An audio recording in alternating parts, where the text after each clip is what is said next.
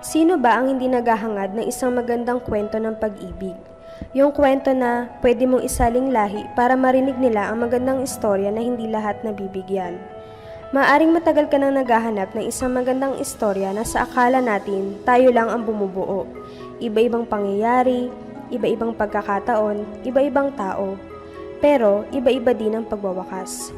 Nangarap tayo na isang umaga, ibang kwento naman, yung masaya, yung parang perfect. Yung tayo ang bida o kaya inaapi. Tapos, biglang darating si Knight in Shining Armor. Tapos, ipagtatanggol tayo. Ipagtanggol mo. Tapos, uusbong ang pag-ibig na parang para sa inyong dalawa lamang. Tadhana, pero hindi maglalaon at magwawakas din naman. Sa totoo lang, kung tayo ang gagawa ng istorya natin, lahat maganda. Lahat pabor para sa atin at sa nilalaman ng puso natin. Naranasan mo na ba ang magmahal o mahalin? Malamang naranasan mo na din ang masaktan. Minsan, iniisip ko kung requirement ba na sa pagmamahal ay kasama ang pagkabigo, ang sakit at pait na pwedeng dala nito.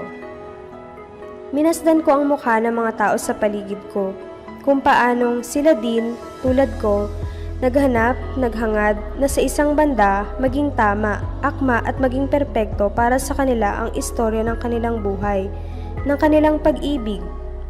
Lahat tayo naghahangad ng kukumpleto sa pawang na meron sa puso natin. Hinahanap natin ang tao na pwede nating sabihan ng, sa buhay ko, ikaw na lang ang kulang. Ang istoryang ito ay isang malaking istorya ng mga tao na naghahanap ng pag-ibig. Sa ibang paraan, iba-ibang mukha, iba-ibang pagkakataon. Paanong tulad ko o kaya tulad mo din, sila ay nasaktan, nahirapan, pero sa huli, natagpuan. Ikaw, anong storya mo?